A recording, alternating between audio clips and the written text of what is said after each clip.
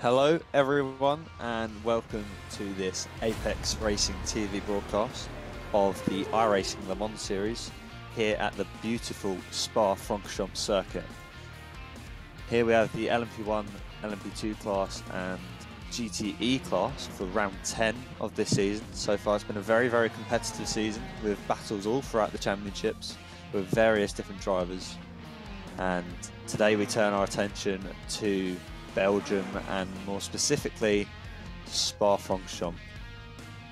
At the weekend we had the Neo Endurance Series, so we should be expecting a very strong field here today with the likes of Josh Thompson, Dominic Farber, JJ Nylander and Johan Half in the field today.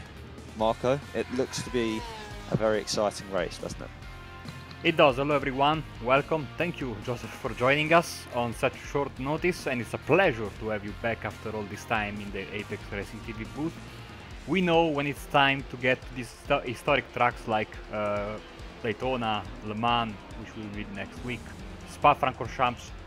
The big names are all out to play, and it's going to be the same today. The strength of field, the names of the drivers is absolutely unreal, and let's face it, it's one of the best tracks in the world. We can see all kind of different corners, we can see all kind of passing spots for these drivers.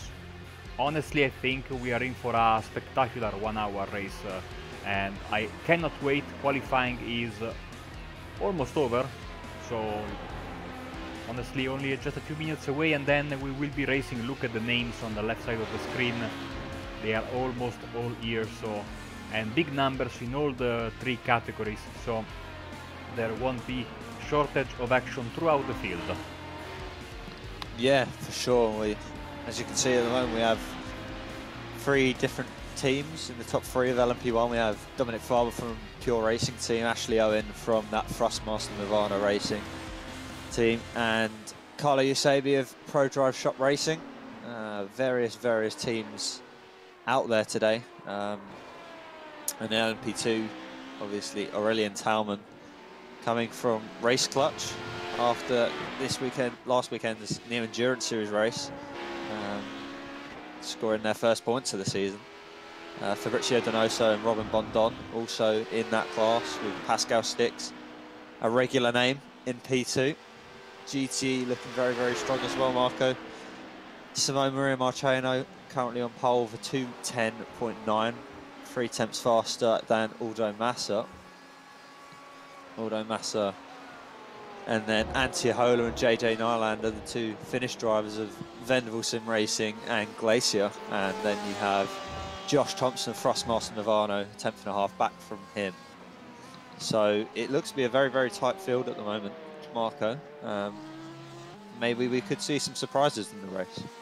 I think so. I mean, we all know about the dangers of Spa-Francorchamps, especially in the first lap. There are a couple of spots where if something goes wrong, it goes wrong for a lot of people, and with such a big field, and you know, also, yes, these guys are all, you know, top split guys, they know what they are doing, but there is not much time to, you know, create some separation between the classes at the start, because the pace lap will basically start from the Blanchimont corner, and this means that first of all they have, like I said, not a lot of time, and second of all they have to contend with that dreaded chicane just at the last moment, basically before the green flag drops. So, and then of course it's immediately a danger spot with the La Source hairpin, and then down to Eau Rouge Raidillon and the Camel Straight with cars going left and right, and then the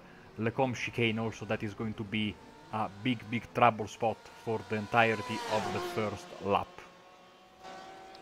Yeah, the first lap obviously has been a big issue around here. I mean, especially on the pace lap we saw in Neo with the big crash at the start in the LMP1 class. Hopefully we don't see the same today, and we want to see everyone going at it. By the looks of it, Marco, most of the drivers have completed their laps and qualifying is now over. So I think it's time to go through the grid. we'll start off with your LMP1 class, and it's 3 different teams in the top 3. Dominic Farber on pole, 8 tenths faster than Ashley Owen. Dom set a 151.8. Ash Owen, as we said, lines up second. Syandra lines up third for Wyvern Racing, and Dylan Ian Mann for VRT Racing. Carlo Usabi also joins them in 5th. Jacob Browning in P6, Hampus Bars in P7, Sylvain Moran in P8, Jamie Hall in P9, Alexi Heinonen in P10, Owen Woodstraat in P11, and the Radicals Online driver of Ryan Littlemore in P12. Marco, would you like to take the LMP2s away? Absolutely, here we go with the LMP2 starting grid. Not this, because these are the championship points. We have Aurélien Talmont in the lead, then Pascal Stix, Dirk van Tulden, Johan Hart, Fabrizio Donoso, and Robin Bondon, Ronnie Fantini, Jeremiah Morton, Alex Traynor, Carlo Labati, and rounding up the LMP2 grid is Denny Arras Fabri. And we get to the very, very strong GTE field. Simone Maria Marcheno of Altus Esports lining up on pole position of a 2:10.9. 2 tenths behind him is Antti Holo of Vendaval Sim Racing. Aldo Massa lines up in P3 in the GTE category, with Valtteri Alander sitting just behind him.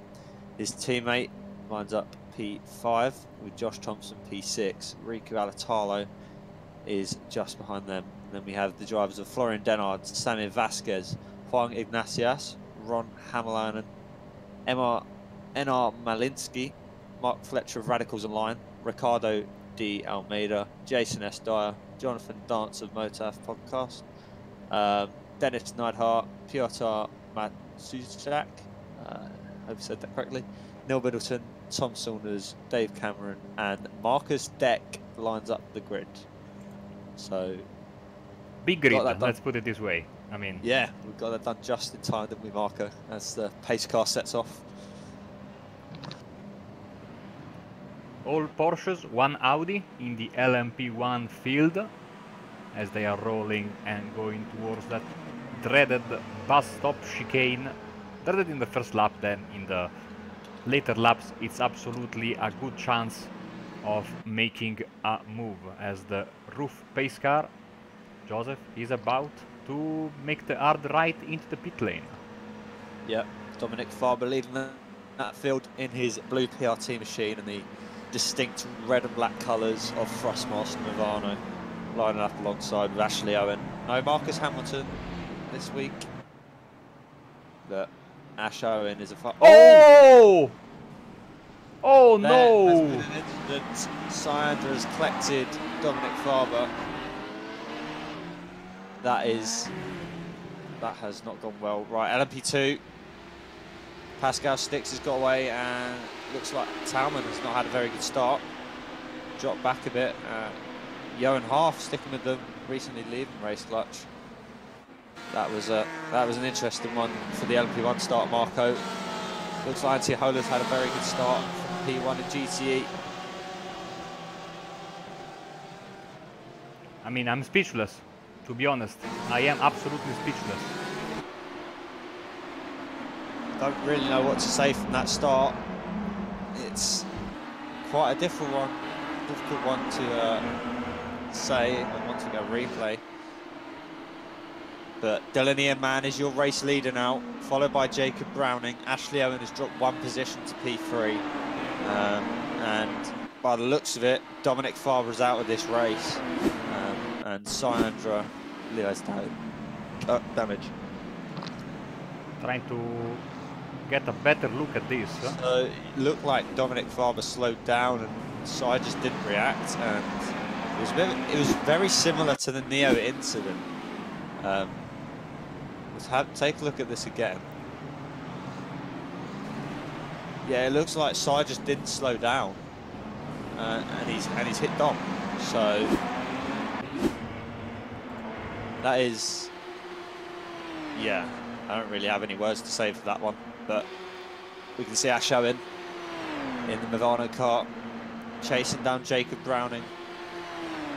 Syandra's now fighting his way back through the pack, getting past Antoine Cazine, who seems to have damage as well from that one incident, from running down into Blanchard on the 2 race clutch cars. Dirk Van Tolden in the Torque Freak car just ahead of Fabrizio Donoso.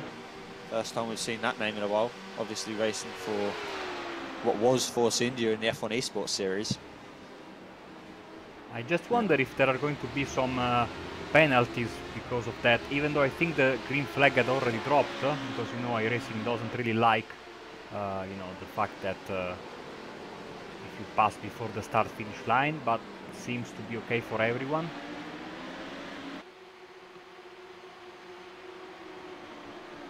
See the LMP1 cars, Hampus Buzz battling away with Jamie Hall. In your mid LMP1 pack. So Antoine Cuisine has pitted. Seems to have a bit of damage.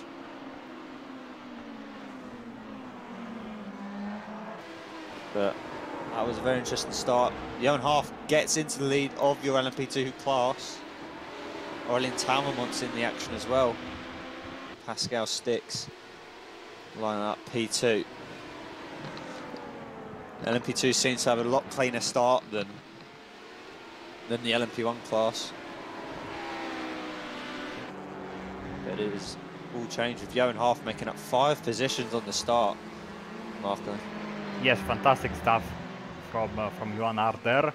Great battle in the GTE class. As of this moment, Simone Maria Marcenot is the leader and is defending her from Antia Olad, and Josh Thompson, Aldo Massa and Valtteri Alander are all together fighting it out.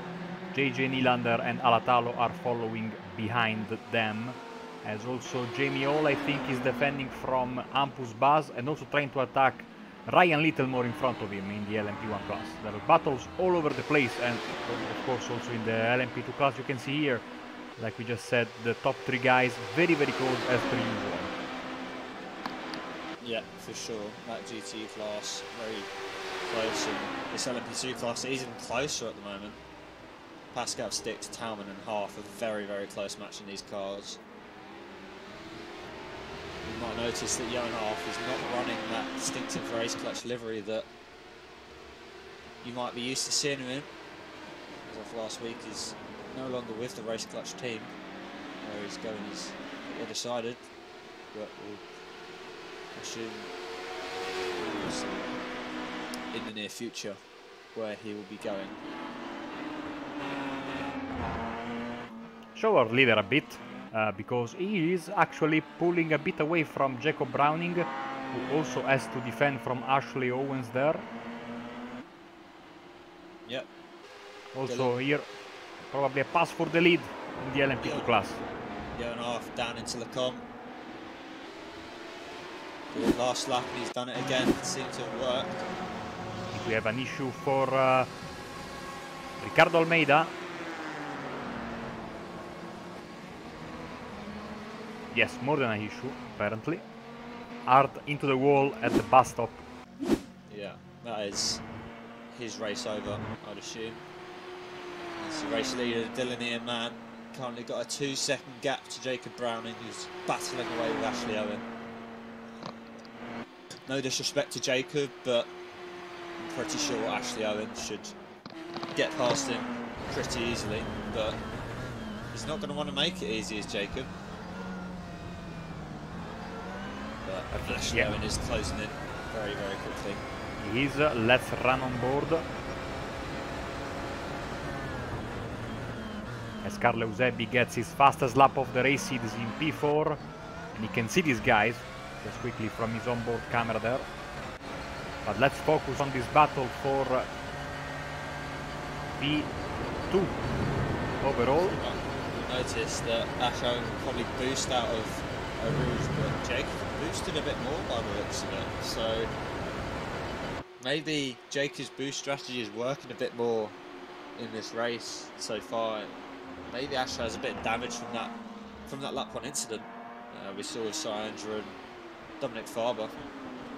Syandra trying to make his way through the field, getting past the Audi of Woostra, the only Audi in this field.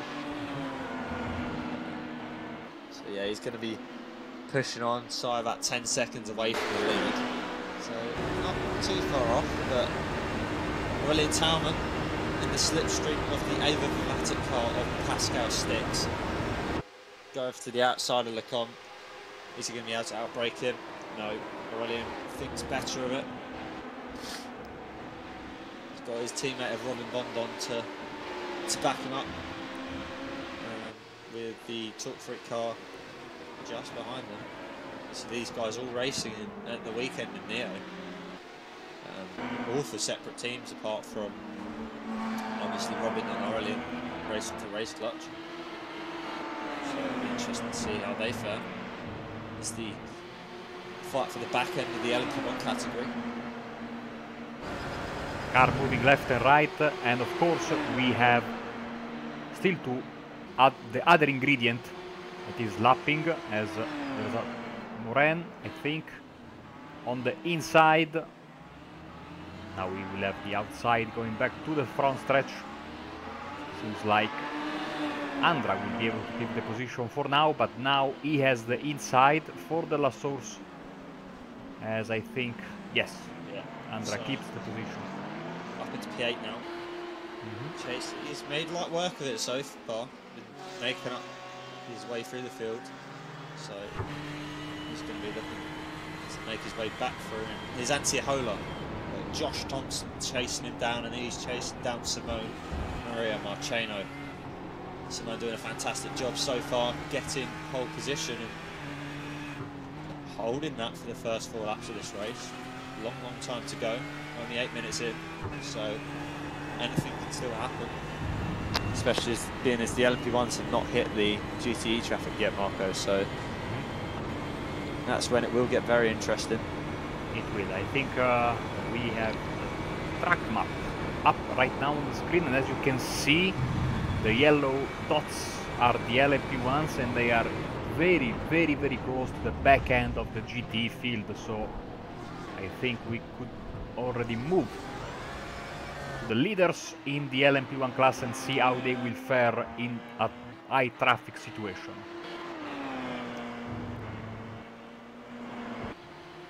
Yep, back to Dylan now. So the gap between Jacob and himself has stayed pretty similar over the past couple of laps. Lap time's not too dissimilar, only a 10th quicker that lap, but Ash Owen is ever closer. As we see Sire make a position up on the assignment. Is Ash going to go into turn 1? Is Ryan Littlemore and sorry about the jump cuts all over the place, but there's so much action all over the field. Owen finally makes the pass. Yeah. Well, I want to watch for Jacob boosting out of La Source, and is he going to boost further into over the crest? He's right on the back of him. Ash has boosted a little bit more to stay behind him. And GT traffic is here, Marco. It is, and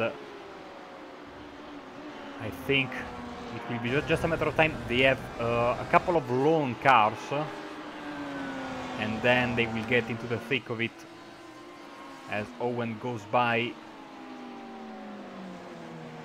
Tom Saunders. Meanwhile, at the front is still Marcheno and Aola in GTE, Art, Stix and Talmon in P2, and of course Man, Owen and Browning in the LMP1 field. Once again, let's get the track map up and see how close they are to the back end of the field. They are in it, basically. Always a scary moment, this one. You drive the LMP1 usually, I think, if I'm not mistaken, Joseph, so you know all about this. Yeah, traffic management is probably the biggest factor in driving the LMP1 car. You don't really do single class races in that car. You're always racing against an LMP2. Well, not racing, but there will always be LMP2s, GTs or GT3s in your race. So that's something that you've got to learn that you don't really have to in other cars. So you might have seen with the Porsche World Championship happening, a lot of the F1 guys coming over to LMP1 Sure, you've seen it in the Neo Endurance Series with Ricardo Orozco moving over to it, as Dylan makes a very big send into Eau Rouge. And those are the sort of moves that can either really pay off or can absolutely destroy your race. At that moment, it worked very well for Dylan, and he probably gained a bit of time on Ash, but can end up in a big crash sometimes. And back to our LMP2 battle, and is still as close as ever with Pascal Stix and Johan Half. And it only takes one miscalculation, one misunderstanding between any of the drivers in a lapping situation, and it can spell disaster, end of your race. And the speed differential is so big. I mean, if you see right now on the screen, the fastest lap per each category, LMP1 is 154.7, LMP2 203.3, GT is 212. So you can see there's a massive speed difference between all of the cars, and the closing down speed of the LMP1s, especially on the other classes, is amazing. Yeah, as you can see, they're all ducking in each other's slipstream down the Camel. GT seems to have spread out a bit more than the LMP2 class. I think we have a battle between Rico Alatalo and JJ Nylander, two Glacier teammates. Both from that Ferrari. I think Valtteri Alander just ahead of them. And Ashley Owen's going to send it down the inside of the bus stop chicane on Rico Alatalo.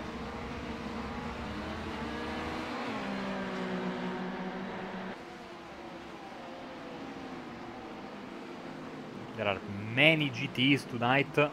We have, I think, around 20 of them, maybe 21 on the track as of this moment. As Ryan Littlemore has had a problem and trying to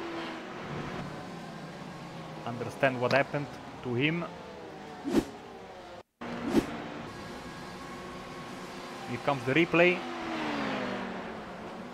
Oh, collected by that Ferrari there, and then jumping all over. Oh, wow, that was unfortunate. That will be the end of his race, I think. That's what you were saying. Just one slight, small miscommunication can spell disaster for a prototype driver and a GT driver, in fact. In that case, it was Ryan who faced the worst, the consequences in that. But it's a difficult one to call. But unfortunate for Ryan, he's towards the back end of the LMP1 field, but that's going to be his race, I reckon. Too much damage from that. And we go up Eau Rouge. Pascal sticks his car through Radial. In the slipstream of Johan Half. You can see he's not really gaining massive amounts, but Pascal's lifted, so saving a bit of fuel so he doesn't have to fuel as much in the pit stop and lose as much time in the pits. That is a strategy that a lot of drivers use. They'll just sit behind the car in front until it comes to the pit stops, and they won't have to put in as much fuel as the car in front, and then they'll get track position. So Pascal, very experienced LMP2 driver, so he knows his tactic very, very well. Exactly, and speaking of strategy, like you said, it will be one pit stop for all the three classes. Fuel only, no tires, and usually the best moment to stop is at the end of your fuel run, unless you are quite sure that if you stop at a certain moment you come out with no traffic around you, which is the key if you want to try a different strategy. But we will see most of the guys in the same class pit more or less at the same time. Sandra making his way back through the field, past Carlo Usavi up into P4. Jacob Brown in the next car up front.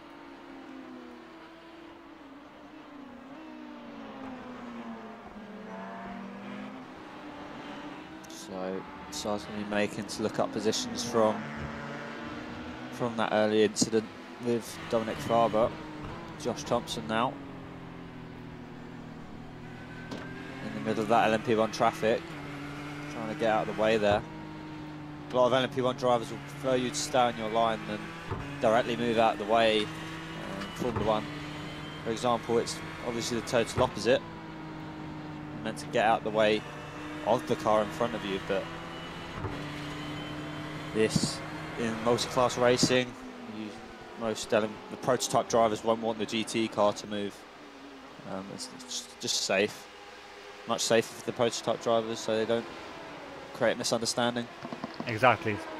That, of course, because of that big speed differential. Of course, the problem also is that they are going through the LMP1 guys, through two very competitive battles in both the LMP2 and the GT field. So sometimes these drivers are too focused on, you know, the car in front. They don't expect maybe very quick car in their mirrors, and like we said, with the big closing speed of the LMP1s over the other classes, that can end up in a disaster sometimes. So, but you know, Joseph, we have still a long way to go. We've got a bit more than 40 minutes left.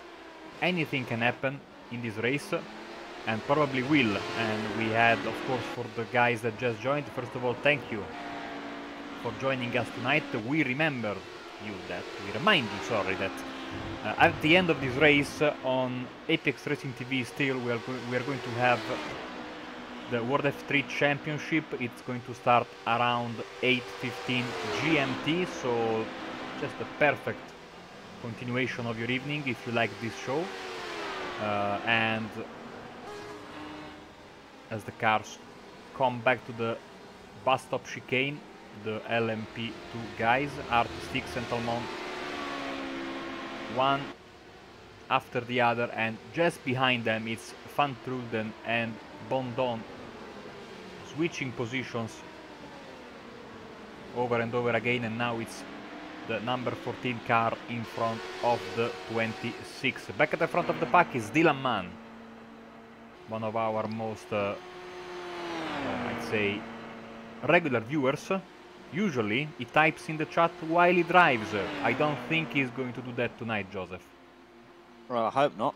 Being his team manager, I want him to get his head down and not distract himself, and hopefully stay ahead of Ash. But from a neutral perspective, I would love to see a battle between Ash and Dylan, and hopefully Jacob in there as well. Get that battle in. Speaking of battles, Talman and Johan Half, two former teammates. Johan Half pushed him off the circuit. Oh! Two drivers make contact. Oh no! Oh, and the two race clutch drivers have hit each other. That's Talman and Bondon. Bondon surely would have got damage from that impact. Nothing really he could do. It all started from here, because you can see they were side by side, and I think you see the Johan Hart was following close behind, then they went off. Pushing Pascal off track. Pascal not very happy with that, flashing his lights. That allowed Aurelien Talman to get involved in the action. Johan Hart very determined to keep that lead of the LMP2 class. Gave him enough space, but Talman just got a bit of snap oversteer and went into Johan Hart, and then got collected by his teammate. So far from ideal from Talman's perspective, far from ideal from Bondon's perspective. But Pascal Stix, who looked to have lost out at the start, is now leading the pack by a couple of seconds. Exactly, and let's see the guys involved in that contact, because Talmont and Art are in the pits, and I think you can see clearly from this perspective the damage on Bondon's car. Maybe not from here, but yeah, he hit his opponent at the worst possible point, because it was stuck, and Fabrizio Donoso has a problem as well. It is not a good day for race clubs so far. The joys of Sunday winning the LMP1 category, and Fabrizio Donoso looks to have an issue, and looks like he's just coming to the pits. You can see that damage on the left side, pod of that car. There is a bit of damage on there. I'm not quite sure what's caused that, but two race clutch drivers, one former race clutch driver in the pits, and Robin Bondon, the only remaining driver, is Syandra, who's been past Jacob Browning, number 19, past number 45. Sy made pretty light work of that move. Just the nature of the LMP1 cars, the way you can pass people with the hybrid system, the energy recovery system, with the manual deploy of the boost, just allowed Sy to get past. He's got a bit of a gap to Ashley and Dylan, but he's had some pretty consistent pace so far, so I wouldn't be surprised if we see him get up to those two.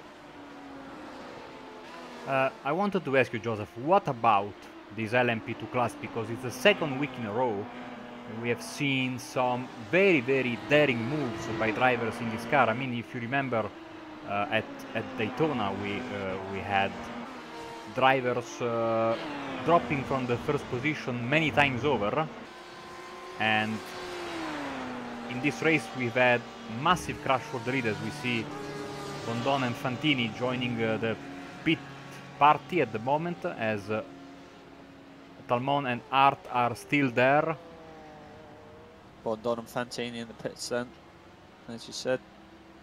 So what this leaves five LMP2s out, and Dennis, Harris Fabry and Fabrizio have already had issues. Syandra is in the pits very, very early. Yeah, so we're 23 minutes into this race, but coming in for an early refuel. Maybe he also thinks he has some damage and he wants to, you know, get that out of the way as early as possible, as soon as his pit window opens, so he can push hard for the rest of the way. Yeah, exactly. So I'll be looking to get that damage repaired, minimize as much time as possible, so that he's not losing time at the end of the race and he doesn't have to run with a damaged car. Here we can see the three Glacier Ferraris all chasing down that Williams Jim Jr. car of Aldo Massa. It's Alander, Nylander and Alatalo in that order. So they're all chasing them down, all in the Ferrari, these four drivers. And then the top three is Simone Maria Marcheno, Antti Ahola and Josh Thompson. So Josh Thompson's had a good start from where he originally started. Not the most spectacular of qualifyings from Josh, from his standards. But he's showed his race paces there, and you know, he's been right there with Antti and Simone through the race, only a couple of seconds off of Antti. I don't think Antti is too far off of Simone. Josh is even closer to Antti, in fact. I don't think he's quite close enough to make a move. But he's going to be... In fact, he might be in that slipstream. That's Ash Owen into the pit. So early pit stops, Ash having damage from that lap 1 incident between the Wyvern and the Pure Racing Team car. So again, similar to Sy, looking to get that damage repaired. We can hopefully see Ash back out very soon, and maybe getting out on track next to Dylan, and we can have some fights between the two drivers. So Zeb is about to get by Browning, who was proceeding not at highest possible speed, I'd say, through the Eau Rouge Raidillon compression. Maybe he was slowing down for that. He had a misunderstanding with that Porsche there, and he was trying to get by it. So as of this moment, as you can see on the screen, the drivers that have yet to pit are the top 6 in the LMP1 category. All the other guys have went in and did their stop. Sadly for some of them, for example Dominic Farber, that will be their only stop and not coming out of the pits due to that crash that we had at the very beginning of the race, and that took out Dominic Farber and damaged many cars, as Eusebi now is... Interesting to point out, Marco, sorry to interrupt, but Syandra's managed to jump Ash Owen in the pits, so yes. just a very small margin, and getting that damage repaired earlier would have helped Si with his pace over the past couple of laps to improve his track position. And that's a similar sort of gap that Dylan was away from. Ash was away from Dylan, sorry. So seeing the Wyvern car not far off of Ash begs the question to say, will Andra be able to get into the lead of the race? So we have a replay for Johan Hart, massively struggling with his car, and he parks it, and that is it for his race. Came back on the track after his contact, but those repairs weren't as effective as he hoped, as Browning is in.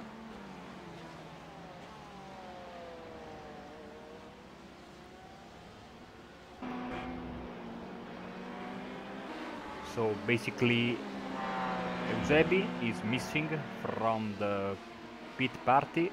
Mann, Baz and also Heinonen. After them, all the LMP1s would have pitted, and then we will have a clean race to the finish.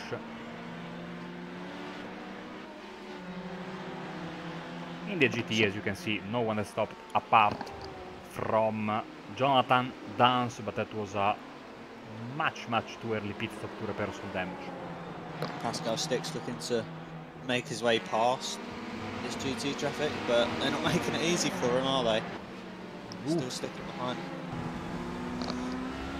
Some drivers would have sent it into that corner, but Pascal thinks it's better just waiting for the straight and getting past him. Nice and clean from Pascal. Yeah, see that lift, Marco. Not making any stupid moves into launching on. Here comes the race leader, the overall leader! Oh! Dylan spun.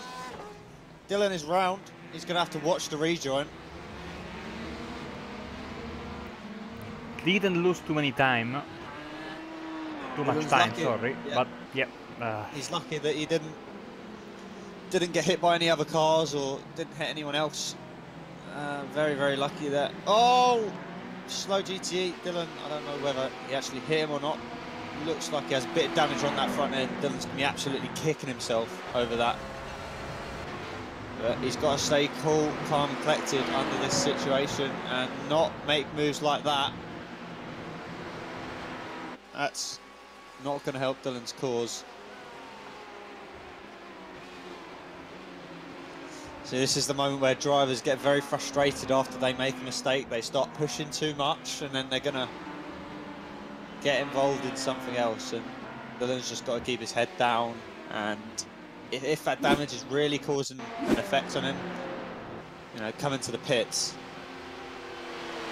he's obviously trying to minimise the time lost, and he's just locked that rear and sent the car around. Got straight back going again, to be fair to him, but he's could have been a lot worse, you know? Could have been a lot worse. Exactly. Dylan made sure that his rejoin was safe and didn't hit anyone else. So this... Oh, Josh Thompson is in second, by the way. Amidst all the chaos at the pointy end of the field in the LMP1, Josh Thompson now sitting in P2 of his class, by Antiaola, and trying to chase down Marceno in the lead of the GT field. Also worth remembering, for those that don't know it, that there are only 17 incident points available for this driver. So if you do 17 incident points, you are off. You get 1 point for an off track, 2 for a spin, and 4 for a big contact with another car. So especially at Spa, it's very easy to get off the racing line, the racing surface that iRacing defines. Yeah, this is going to open it up a bit more as well now, Marco, with Dylan making that mistake. It's going to allow Si and Ash to really catch up in that pit stop phase. Whether they're going to be able to do that. That's very risky from Alexi Heinonen there. And he's better off just lifting and waiting for the bus stop, and he would have been able to get him into the bus stop, but is he going to make an early call into the pits? No, he's not. He's going to carry on get past that GTE.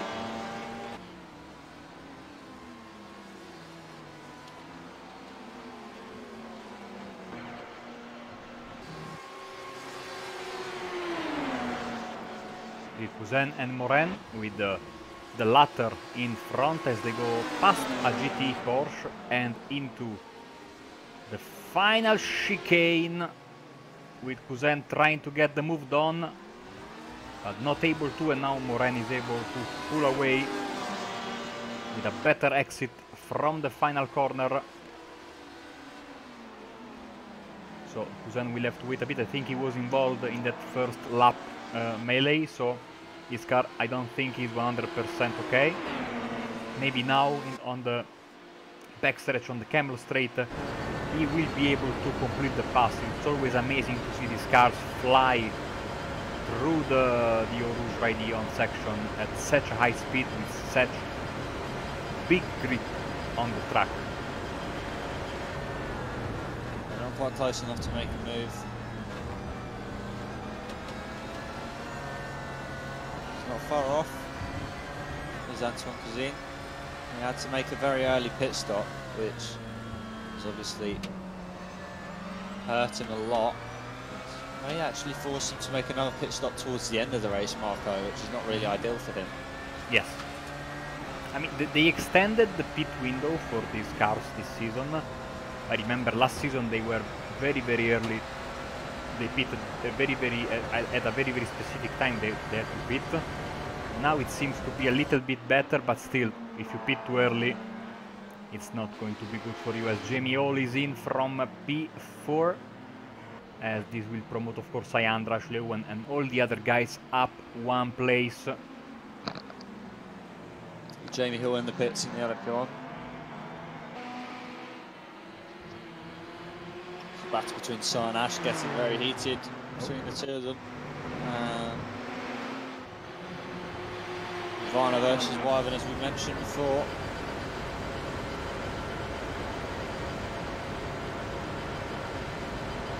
Is Ash going to be able to get past this GT traffic? This is the Glacier cars. He's only going to be able to get past one of them.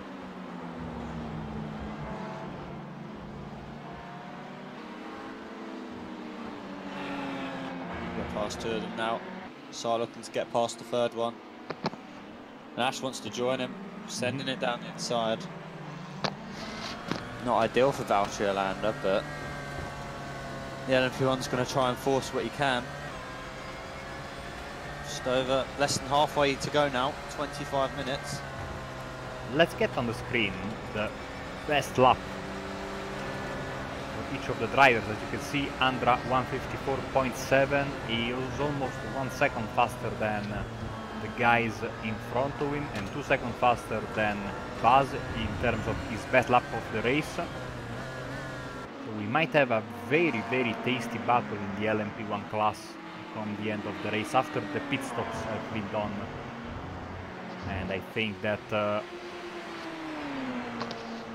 Dylan Mann, Carlo Eusebio, Ampus Buzz are due in any moment. But not this time around, I think, because they are already past the pit entry. Well, teams are able to go up to about 21 laps in Neo, and that's Ash Owen finding his way past Syandra up into P4, and what we believe to be a either net P2 or P1, depending on where Dylan ends up after his little mishaps. But Dylan's pulling away. Dylan is setting very fast lap times relative to Si and Ash, battling away, and Dylan looks to have a relatively clear track ahead of him. So this is ideal for Dylan. If he's coming in this lap, he's got to push, try and minimise that gap. Si's going to go for the outside of Lecombe and manages to make that move stick. You know, Joseph, it's easy to say it from here, but maybe they should like wait a bit, because they are really, really helping the guys in front, these two guys here, by fighting so hard. Indeed, yeah. From a driving perspective, obviously you want to have that track position, but it's difficult from when you look at it to the outside, to the inside, being in the car. You don't have that adrenaline when you're outside. You know, you always want to be pushing. Realistically, it's probably better if they just sort of sit behind each other and pass each other on the straights, so they don't take up boost and whatnot. But they're going to want to race it out. They're not teammates. So although Massa and Antihola also are not teammates, they're chasing down Josh Thompson as well as worrying about their own battles. Also in the front, Thompson is closing in just a bit on Marshall. Now 1.7 seconds now is the gap between the two, as Massa uses a little bit of the runoff area there, keeping an eye on the leaders in the P1 class as well for when they are going to pit, as Andra and Owen are once again super close.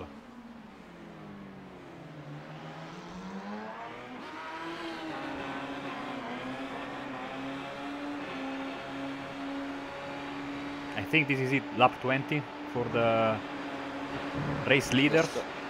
Oh, look at the exit from Andra.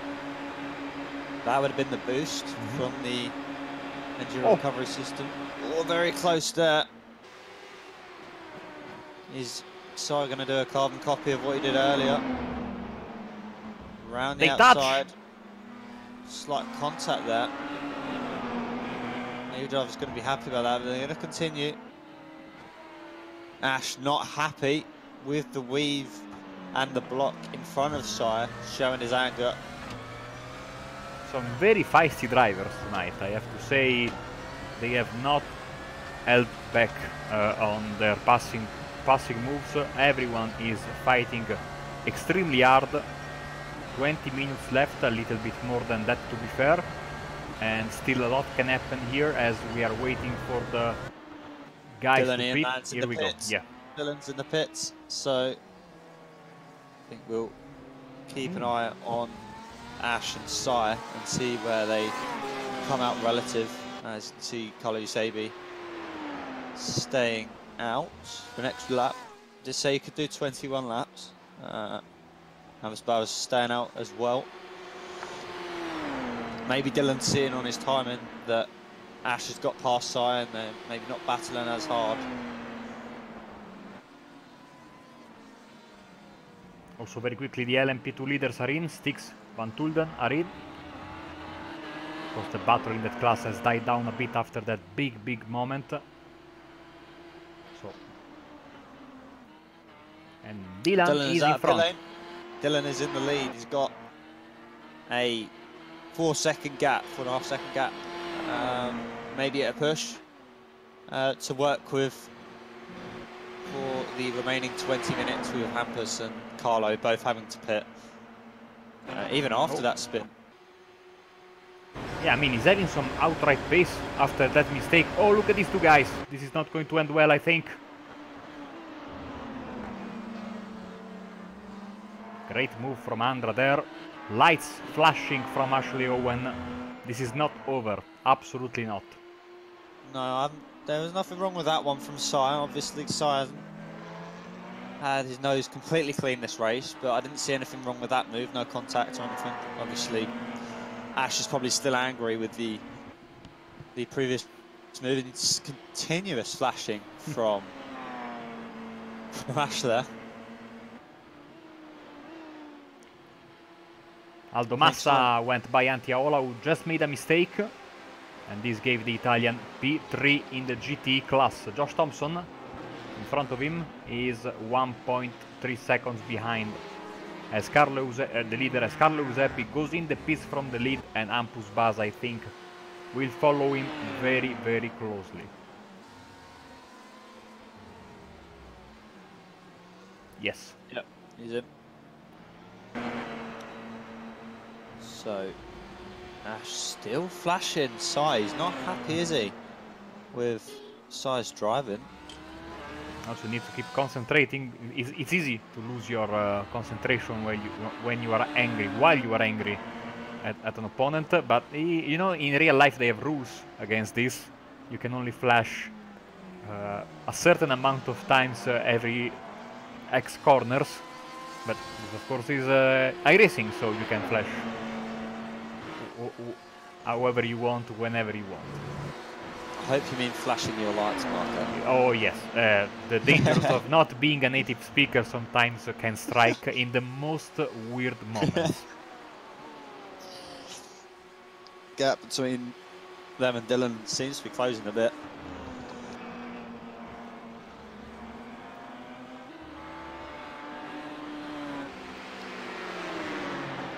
It's Antiola trying to get past the end. Well, MP2. Oh no! Contact with Aldo Massa. Oh! Antiola's going to come into the pits. Aldo Massa is going to have damage for this whole lap. So I think this is going to give Anti the advantage. Is that Jeremiah Morton, I think? I believe it is. Yes. He was a bit optimistic with that dive. With that move. And yeah, just trying to slot it in between the two. There wasn't really a gap there for Jeremiah to go. And it's pretty hard for Aldo to judge that one on him coming back. But that was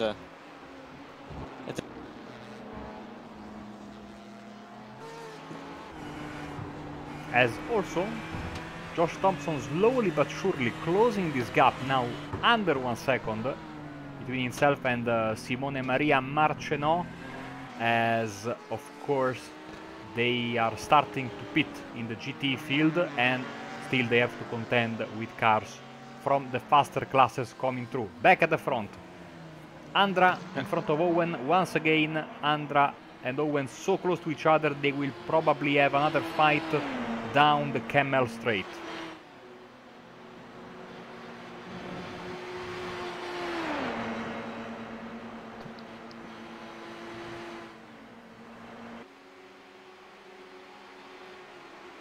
But this time the status quo remains the same, as we very quickly switch to Aldo Massa's car to see his damage. Steering seems to be okay, but of course that hasn't done any good to his car, I think. The two hits, especially the second one, was a pretty big one on the front right corner, and you know how easy it is to upset the balance of your steering when you hit in the front part of the car, as they are all in, Joseph. Everyone in the top of the GT field. Yeah, 15 minutes to go. Looks like it's the time to come in. Is there going to be a difference between the Porsches, the Ferraris and the Fords refueling times and 100% on the GTE cars? See who gets away first. Josh Thompson and Simone getting away at exactly the same time. So it's going to be a battle to the end between Simone Maria Marcenot and Josh Thompson for your race win. Antiola might just be too far back. Maybe not, actually. Actually, yeah, he's going to... No, Anti's come out behind... He's come out pretty much side by side with the Glacier and the Gym car of Aldo Massa. So, very, very tight between these guys. I mean, look at this. It's so close between these guys. Massa has lost a, I think a bit of top speed. Oh, that is contact. That was definitely contact. Antiola's not going to be happy with Aldo Massa there. Dylan's looking to get involved in the action. He's going to want to minimise any damage he can get. Doesn't want to lose any time, especially with Cy and Ash trying to catch up. Also at the front, I think that Marcenot has got a big advantage now over Josh Thompson. 1.8 seconds, so he definitely gained that pit stop, as these guys here are still battling. And I think that we had a disqualification for the LMP2 we just saw a little bit ago. Morton flying through the air after his contact with Aldo Massa. This is absolutely fantastic stuff. I'm sure that Massa is damaged, and his top speed is of course hurting, as I think those are Andra and Owen So joining we've the got party. two of the most heated battles all in one shot. Sai's passed now. Ash is passed now. Is Ash going to have the speed advantage going into the bus stop, or is he going to hold it back? You can see, like like we saw with Ash a few laps ago, flashing the of Massa, and Ash nearly trying to get past Sai there. Still that 5-second gap to Dylan.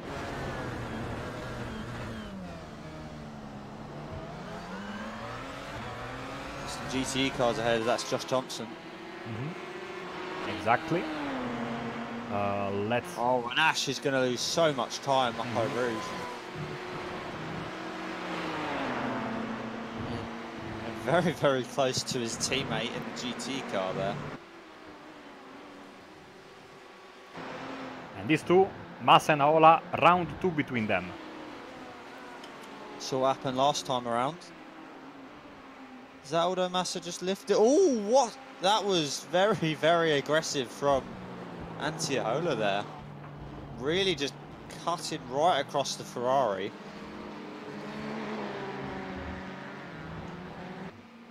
I think Aldo's gotta have some damage. His top speed is hurting, I think, after those two pretty big contacts there. Of course, after that, we also have to consider the slipstream effect. We will see if he will be able to keep it close with Aola in front of him, or if his opponent will run away. I'm eager to see what's going to happen next time they go back to the Camel Straight, provided that Massa is able to stay close with Aola. Yeah, it all depends how close he can stay within the Ford.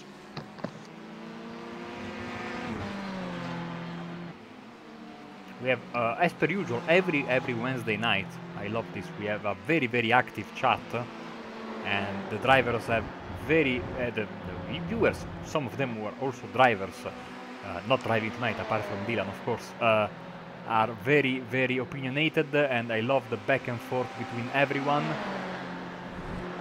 It really means that this series is well beloved by the fans, by everyone, by the drivers. And we thank you for joining us tonight as well, and of course we will be with you every Wednesday night until the end of the season for the iRacing Le Mans series at 7 GMT. 10 minutes left, Joseph. What's going to happen? Well, we have the LMP1 win to finalise, we have the GT win to finalise. I believe the LMP2 win's pretty safe at this point. I mean, anything can happen in that 10 minutes. It's up Eau Rouge, they're going to go side by side, Aldo Massa and Rico Alatalo. The Finns have got it out for Aldo Massa today. Getting so close between those two cars. Just in case some of you are confused, that the white, black and blue Ferraris are different to the Ford of Antiola. Antiola, a Venable Sim Racing driver, whereas these three drivers are Glacier Racing drivers. Oh, so God! Two different teams. Contacts with Aldo Massa. Alatalo is round. And he's disqualified. I think he has been disqualified. Sai. Oh no, never mind. I thought Sai coming to the pits, but obviously this track is notorious for incident points. And yeah, that light touch would have been a 4X, and there he goes around. Oh, Sayandra disappeared for just a second. Now he is disappeared once again, and I'm sure the chat will go bananas for that contact.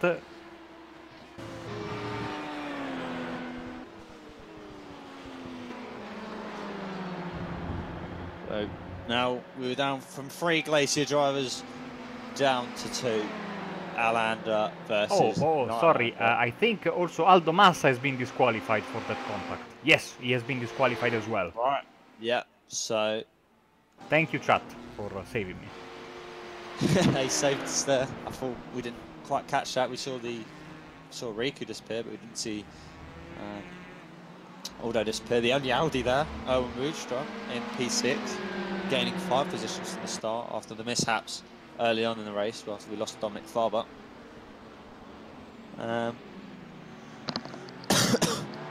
8 minutes to go now, and Dylan's still leading the LMP1 field. Trying to see when the disqualification happened, because they got their 4X at the same time, of course, since they got the 2X, whatever. Off track. Oh yeah, no, at the same time. They disappeared. Yeah. They disappeared together.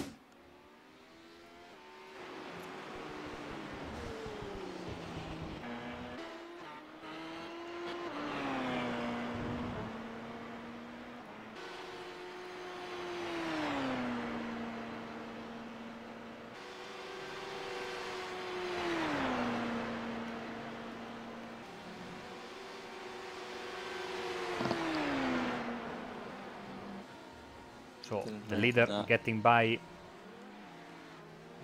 some of the LMP2 cars, as Pascal Stix is the leader of the LMP2 field. And oh, Sayandra is around, and he's disqualified. No, he beached his car. That car is beached on the curbs. I've never seen anything like this in iRacing. I've seen this before. It happened to me before in the Formula 3.5 around Barber, and yeah, similar. It's just caught on the curb. Nothing he can do apart from take that toe. Not ideal for sight, and he's going to be very annoyed. See, he was dropping in and out with his connection, so sadly it's going to be tough to have the replay.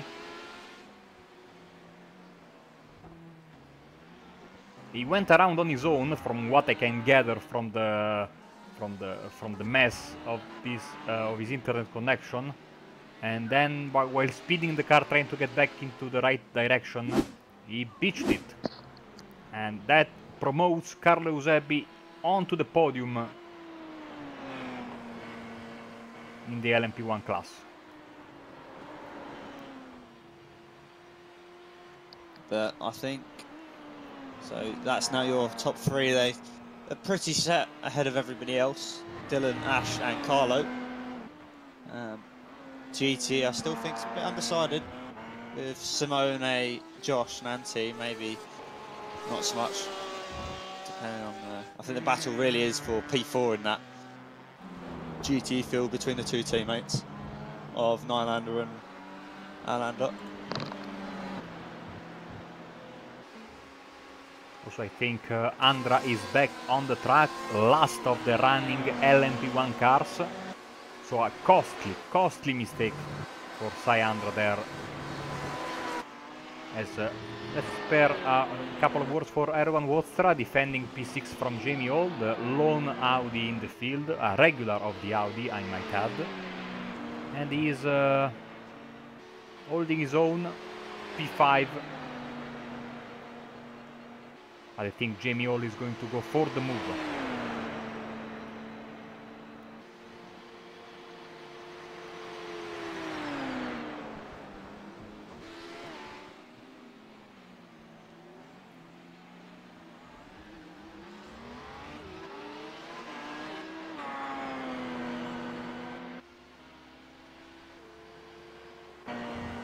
Eusebio, like I said, now in P3, as I see in the event viewer that Josh Thompson is pushing really hard, but I don't think he will have the time to catch Marchenot in the lead. I think unless Simone makes a mistake, I really hope I haven't just done the commentator's curse on Simone there, but I think it looks pretty set in stone. They've both been very, very consistent. But I'll race, and like no other, I think it'll change. Of course, I imagine, Joseph, many of the drivers will be as close as they can on the disqualification limit, because they want to extract the maximum possible performance from their car. And in Spa, more than in other tracks, you really need to spend your incident points wisely, let's put it this way. So that's the danger of this track. Anything can happen until the final corner, as I think we got a couple of laps left because Dylan Mann just started another lap. A lap takes around 2 minutes in the LMP once. We have 3 minutes left, so I'm terrible at maths.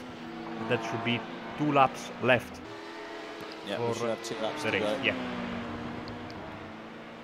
Just depends on when Dylan crossed the line.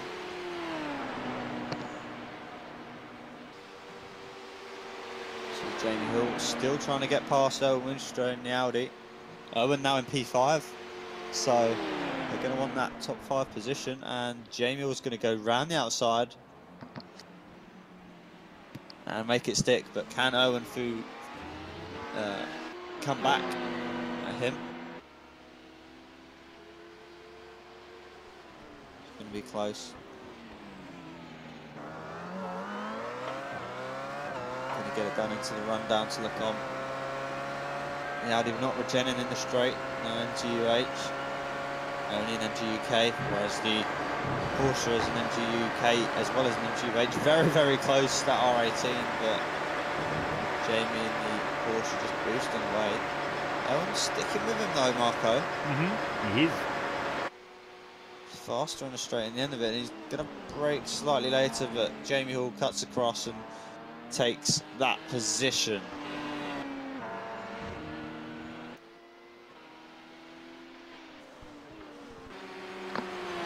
And so the final lap about to begin for Dylan Mann, and he has had a very interesting performance today. He profited from his opponent's mistakes.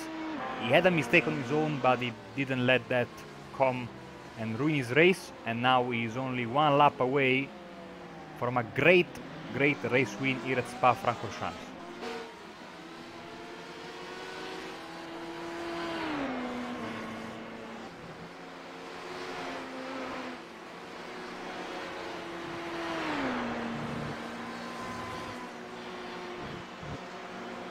Gotta be extra careful. He's giving a lot of space to the cars he's lapping, flashing his lights, going past the Ferrari.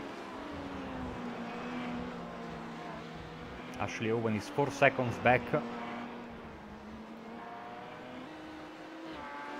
Won't be able to catch him. Pascal Stix leading the way. This is not Pascal Stix, this is Pascal Stix leading the way in the LMP2 with 7 seconds over Dick Van Tulden, and then Simone Maria Marcenau 2.8 seconds over Josh Thompson in the GTE field. So the battles are pretty much set all over the track. It has been a very entertaining hour, and they just have to bring the car home and celebrate the victory. And I think, Joseph, you can take it away with Dylan Mann about to win the race. Yeah. Looks like he's going to win it. As you said, he hasn't run a completely incident-free race, but he's profited from others' mistakes and others' mishaps, and has been pretty clean in traffic overall, I'd say. So Dylan's going to be very happy with himself, and he's going to cross the line to win round 10 of the iRacing Le Mans series at Spa-Francorchamps. Ash Owen comes home in P2, 3.2 seconds behind, and Carlo Usabi, the third man on that podium in the class. Looks like Jamie Hill's going to have the battle out of the Irwin and himself. Pascal Stix looks like he has won the LMP2 class. Marco. And yes, he's here, and Marcenau is here. They will come on the start-finish line together, basically, but they still have half a lap to go, so they both need to be super careful. as they come towards the finish line. You can see some of the cars in both classes have already crossed the start-finish line due to being one or more laps down compared to the leader in their class, but it seems to be all over in these two classes as well, with Sticks and Marchenot coming around the back end of the track to bring home the race win in P2 and GT respectively. Yep, I don't know if anyone's in the chat that's finished on the podium had a good result today. Remember in the Apex Racing TV Discord, you can come in and hop in for an interview after the race. So feel free to come do that, and me or Marco will pull you in for a quick interview. Grab a few words off of you. As Pascal crosses the line to win the LMP2 class. And here should come Marchenot as well. And here is great win for Simone Maria Marchenot in front of Josh Thompson. And let's get the end of the battle between Alander and Nylander, with the #1 car in 4th place and his teammate in 5th, as in just a moment we will have the race results for you. And they should be on your screen right now. Dylan Ian, man, takes your win in the LMP1 class, as we've said before, at round 10 in the iRacing Le Mans series. Not an incident-free race, but the cleanest of the front runners. Ash Owen comes P2 for Thrustmaster Movano Racing, and Carlo Usabi rounds out the podium. Hampus Bars, Jamie Hall, P4 and 5 respectively. The only Audi in the field, P6, Erwin Woodstruck, Sylvain Moran, P7. Antoine Cazine, who did not set a qualifying time, comes up in P8. And Cy Andrew didn't have his best of races, comes home in P9. With multiple DNFs in the LMP1 class, with Alexi Heinonen, Jacob Browning, Brian Littlemore and Dominic Farber of those. Marco, would you like to take LMP2 away? Exactly, here we go with the LMP2 results, as I just posted the interview link in the YouTube chat, so if you want to jump in, just let us know who you are and with your nickname. LMP2, yes, the race winner is Pascal Sticks in front of Dirk Van Tulden in 2nd place. Alex Traynor, Ronnie Fantini and Robin Bondon round up the top 5. Carol Abbati, subdued performance from his usual self, is in 6th. Denis Arras Fabry in 7th. Jeremiah Morton, Fabrizio Donoso, Johan Hart, Aurélien Talmont haven't finished the race due to various issues. And then, Joseph, we have the GTE results. Yep. Simone Maria Marchenot for Altus Esports takes your win in his Porsche 911 RSR. Josh Thompson for Thrustmaster Movano Racing in P2, and Antti Höller running up the podium for Vendaval.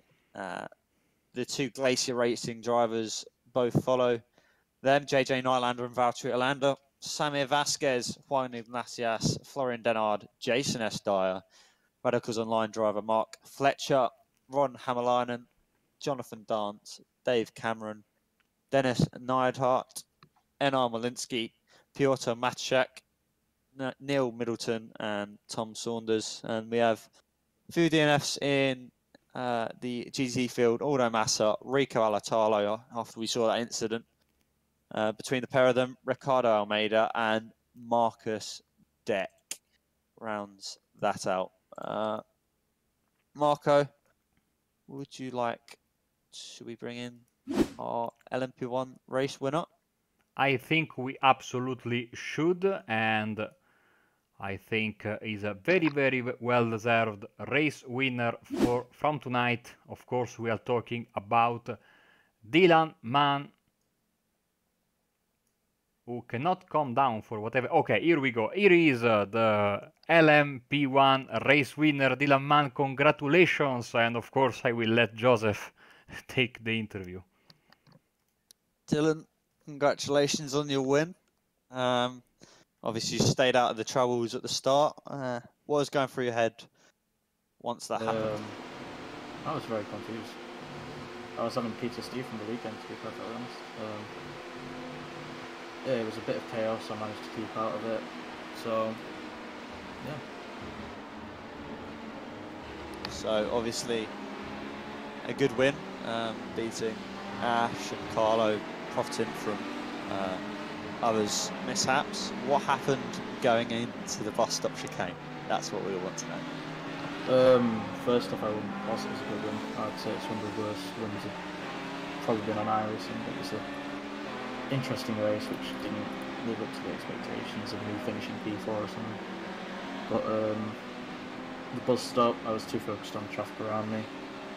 Sort of missed my braking point, as everyone could tell, and might have had a bit of an oopsie. Yeah, we saw in that. Couple more questions. Next week, Le Mans. I know you like Le Mans. Are you going to be participating in the broadcasted race next week? Yes, the plan always to come onto these Wednesday broadcasts. Apex doing it for since the series came out. It's been a great boost to the series, so it's always nice to turn up to the races, so I always keep doing it. And before we let you go, is there anyone you'd like to shout out before you leave? No, I'm good. Cheers. Cool. Right, Marco, would you like to... Should we speak to our LMP2 winner? Absolutely. By the way, I was showing a random replay of the race, and for whatever reason, the random replay was Dylan spinning at the bus stop, but it was 100% unintentional. Because that hasn't been recorded, by the way, as a crash or an off-track by our system. So I picked a random moment in the race, and that was that. But absolutely, no disrespect intended. Congratulations to the man. He too much, too hard on himself, I might say, because he did a fantastic performance. Pascal Stix, here he is. Congratulations, Pascal, of course. That was an interesting race, to say the least. Thank you. Yeah, it was interesting. The start was actually quite challenging with both Johan and Aurelian. And we had a lot of drafting going on, and yeah, well, at one point it didn't go so well. Exactly. What was your perspective on the crash? Because it all happened so suddenly, and if I'm not mistaken, you went from P3 to P1 in one corner. Well, from P2 to P3 and then back to P1, basically. Yeah. So I saw that we came up to GTE traffic, so I wanted to get past Johan, and I tried that on the outside of the Camel Straight. And yeah, well, he kind of pushed me off the track, and yeah, I kind of expected that to happen because he did it a few times before. But yeah, in the end, it turned out great for me because the next turn, they both crashed each other out. Next week, Le Mans, track that, is the namesake of this series. What are you expecting from that race? Again, a lot of drafting, maybe fuel saving, and yeah, close racing. Which is close racing, why we love this series. Before we let you go, Pascal, anyone you would like to thank? So I want to thank my teammate Sven Neumann because he made the setup for the race at the new race on Sunday. I took the same setup now and it just works perfect. So I want to thank him. Thanks, man. Congratulations once again, Pascal Stix, LMP2 winner. Right. Yeah. Once again, congratulations to Pascal and our Simone Maria Marcheno. So we'll bring up our second place man, Josh Thompson. Josh, P2 for you. How do you take the race from your point of view? Yeah, overall not too bad. Considering qualifying was not good at all. I messed up a few bits in the lap, so obviously starting a bit lower down, and we've been such a lot harder grid, should I say, compared to what it was the previous two. it meant I had to rethink what I wanted to do through the race. So to come away P2 after starting there and nearly, or should have been challenging at the last lap for the win, there was due to a few bits of traffic. I can't really complain. Yep, obviously you have the GT Pro Qualifying Series and SEO and Neo among other series. What are you planning to do in the upcoming weeks of obviously being very busy? Yeah, so obviously this was just a bit of a fun race due to obviously Neo was at the weekend, so obviously had a bit of a set-up advantage from that. But obviously Pro Qualifiers still happening, so Interlagos this week, followed by the final round at Nürburgring. Hopefully you can secure the license. But obviously then I'm doing Neo, SEO, so on top, which is going to make it a little bit more stressful, I'd say, in the next couple of weeks. As we're struggling for time, Josh, anyone you'd like to shout out before we go? Well, you guys for doing the broadcast, awesome as always. Massive thanks to everyone at Milano. So without those guys, I wouldn't be in the position I am. So massive thanks to those guys. Once again, Josh, congratulations on your P2. And I think we'll bring in one more sire and he'll be with you. And that is Mr. Syandra. I have. It is, yes. Hello, Sai. Welcome to the booth. Hello, guys. I think you have a couple of interesting questions for me. Exactly. I mean, if you want, you can do the interview without the questions because you already know why you are here. Well, first off, I want to apologize to Dominic because that was just a complete sort of brain dead moment for me on the start. I had a little bit of issues with my internet, shall we put it. And when I came out of the corner, his car was not there, and then when I got on the gas, it was there. Simple as that, and still my fault, honestly. And then at the very least, I got karma got me at the end of the race, getting perched up on that curb, right where I took out Dom. So I think it's poetic justice to a certain race. Yeah, we noticed especially when you got beached on the curb, your connection was dropping really bad. So what we gathered from it is that you spun, you tried to put your car in the right direction, and then you got beached on the curb. Is that what happened? That's correct. I locked up the rears going into the braking zone, and I hopped over the curb, and then trying to get out of the way of Ashley behind me, I overcorrected and beached myself. You pitted very early. I think it was. We thought in the booth it was to get the damage repair out of the way as quick as possible when the pit window was open. Was that the thinking behind your early pit stop? Yeah, that was the case, and also I wanted to avoid going through the GTE traffic and the LMP2 traffic at the same time. So by pitting early, I was able to avoid that by going through the traffic at a later time when everybody had kind of spread out more. So I gained some time on Ashley and Dylan by doing that. And finally, next week, of course, the big one, it's Le Mans. What are your thoughts and hopes for that race? I feel like I'm very strong at Le Mans. I think I'm stand to do really well there. I think I have a lot of pace. Thank you very much, Sai. Before we let you go, anyone you would like to thank? Well, I would like to thank... Well, let me think about this for a second. Let's be careful.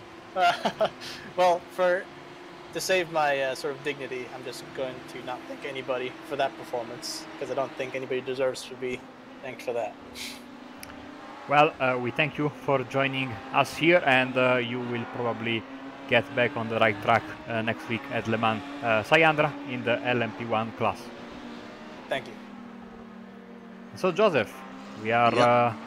well, I can say for sure that the broadcast, I think, for the World F3 Championship is starting in these moments. I think the race one is about to start, and so we just have a few seconds left here just to well, have a final consideration. So it was an interesting race, to say the least, but we've said that many times in this series, especially at Daytona. The chaos was spread throughout the race, and in one class in particular, whilst here it was mostly at the start and at the end of the race, but at the start especially. Well, I mean, no one could have predicted a start like that. Yeah, no, I mean, it was very similar to what we saw in Neo, and I haven't really seen it so much before. So it was a very exciting race, lots of action, But I think, you know, that's it from us tonight. That's not it from Apex Racing TV, however. If you want to head back over onto the channel, we're streaming the World F3 Championship. Peter Berryman lines up on pole position with Kevin Ellis Jr. and Alex Simpson lining up the front three and all Apex front three. So if you want to go and tune in there, hop onto the channel. And I believe that is goodbye from me and goodbye from you, Marco. Exactly, and like I always say every Wednesday night, until next time, and I wish you a good night and happy racing.